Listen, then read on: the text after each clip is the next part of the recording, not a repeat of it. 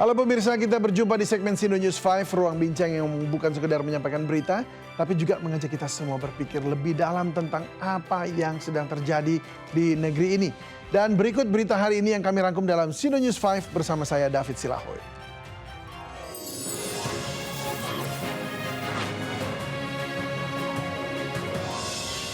Badan Gizi Nasional memutuskan menyetop sementara program makan bergizi gratis selama masa libur sekolah. Kebijakan ini diambil untuk membenahi pelaksanaan program MBG, termasuk mengaudit seluruh dapur penyedia MBG. BGN pun berharap pelaksanaan MBG dapat berjalan lebih baik saat kegiatan belajar mengajar kembali dimulai. Selain itu, skema insentif untuk operasional dapur MBG juga tidak akan selalu sebesar 6 juta rupiah per dapur, melainkan disesuaikan dengan jumlah penerima di setiap SPPG. Wakil Kepala BGN Agustina Arumsari juga menyebut ada kemungkinan penggabungan SPBG jika ditemukan ketidaksesuaian data di lapangan. Kami juga memanfaatkan momentum untuk libur sekolah ini. Kami akan stop semua, kami akan audit semua dapur, sehingga nanti mudah-mudahan ketika nanti anak-anak sudah masuk sekolah, kita sudah lebih baik, kondisi di lapangan sudah lebih rapi gitu ya.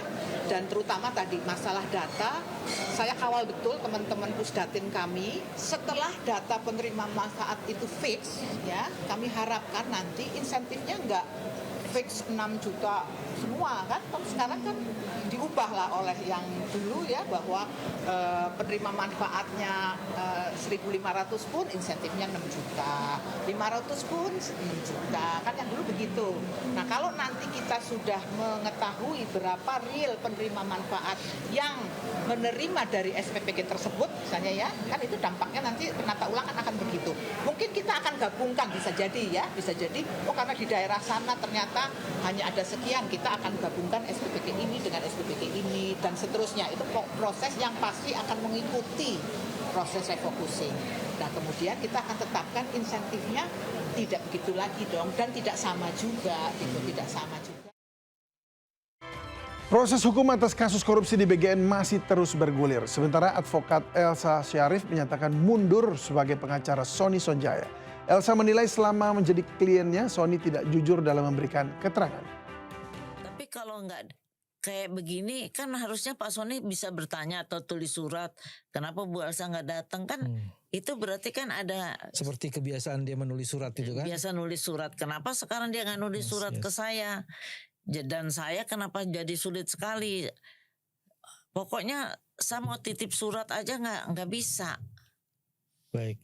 Gitu. Jadi ngapain saya kerja yang nantinya loose semuanya, dan terutama perasaan saya juga loose. Lebih bagus saya.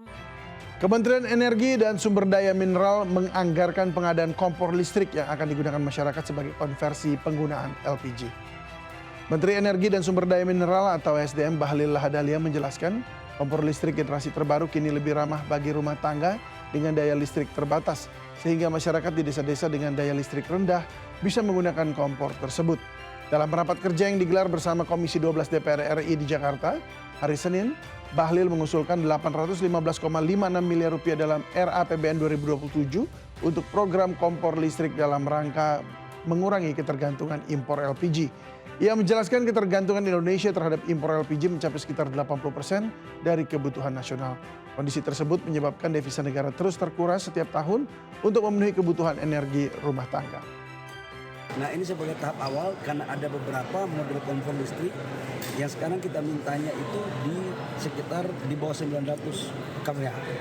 Supaya rakyat kita yang di daerah-daerah yang di kecamatan, di desa itu bisa dipakai.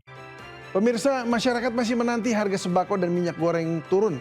Meroketnya harga-harga di pasaran tidak hanya dikeluhkan pembeli tapi juga pedagang yang kehilangan pendapatan mereka. Dari hari ke hari, harga pangan di pasar belum menunjukkan adanya tanda-tanda turun. Situasi ini berdampak ke berbagai lapisan masyarakat, tak terkecuali pedagang kaki lima. Di Cirebon, Jawa Barat, akibat kenaikan harga bahan baku, pedagang gorengan keliling nyaris kehilangan pendapatan mereka. Pedagang risau karena semakin hari pembeli gorengan mereka juga semakin berkurang. Minyak goreng minyak kita menjadi salah satu bahan pangan yang beberapa waktu terakhir terus naik harganya.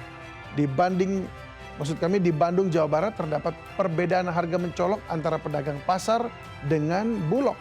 Fenomena ini terjadi diduga karena distributor menaikkan harga lebih tinggi dari harga eceran tertinggi yang telah ditetapkan pemerintah. Akibatnya selain mahal, kini minyak kita langka di pasaran. Plastik, minyak jadi ikut naik semua, terigu, aci naik. Ya, Naiknya harga-harga tuh gimana? yang harus sih. Minyak kita sekarang deh di kisaran 21.000 kalau dari distributor lain.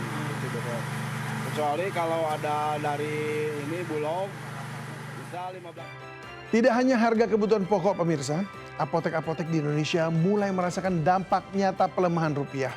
Harga obat-obatan melonjak hingga 20% dan warga pun terpaksa urung membeli. Pelemahan rupiah yang menembus 18.000 per dolar kini terasa langsung di rak apotek berbagai penjuru Indonesia. Di Mandailing Natal, Sumatera Utara, hampir seluruh jenis obat naik 10 hingga 20%. Mulai obat sirup, tablet, hingga obat injeksi dan cairan infus. Akibatnya banyak warga yang tak jadi membeli. Kondisi yang sama juga terjadi di Parepare, Sulawesi Selatan. Harga obat dan vitamin naik 10 hingga 15%, terutama obat berbungkus plastik. Hingga kini Indonesia masih ketergantungan impor bahan baku obat sebesar 85 hingga 90%. Sehingga setiap rupiah melemah akan langsung berdampak pada harga obat dan vitamin.